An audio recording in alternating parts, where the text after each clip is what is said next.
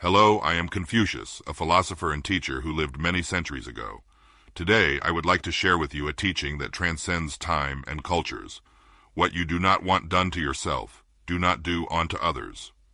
This wisdom is a call to fairness, trust, and integrity, values essential not only in personal relationships, but also in the relationships between nations. Let me ask you a question. Would you trust someone who breaks their word after asking you for great sacrifice?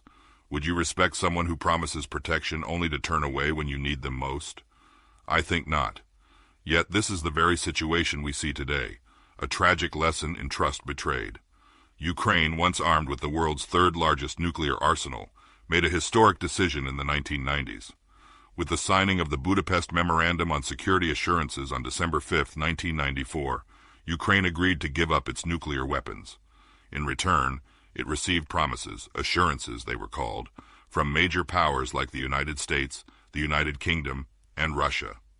These nations pledged to respect Ukraine's sovereignty, to refrain from using or threatening force, and to provide security should Ukraine ever face coercion or aggression.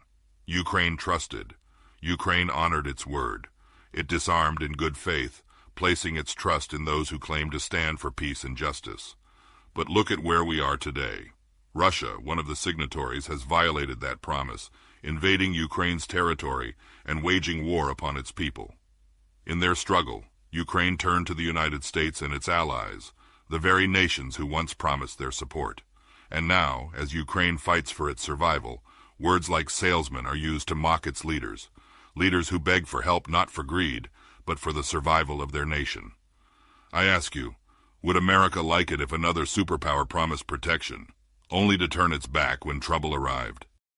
Would Americans feel respected if their sacrifices were belittled, their pleas ignored?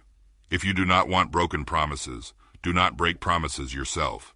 If you would not accept betrayal, do not betray others. Trust is a fragile bridge. Once it is burned, it is difficult to rebuild.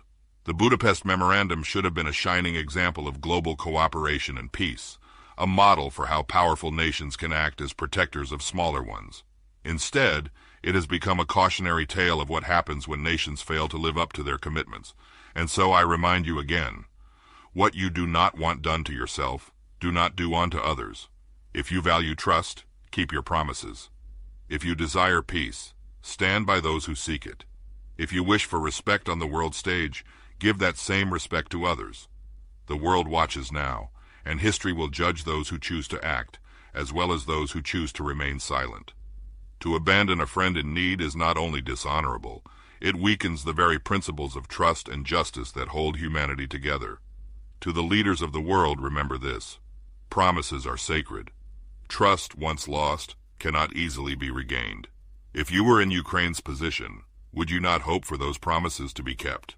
If you want to learn more about the challenges we face today, including the role of promises, trust, and information, visit information-warfare.com. There you will find insights into the battles not only of weapons, but of words, trust, and truth. Thank you, and may you act with honor and wisdom, for in honoring your word, you honor yourself and the world around you.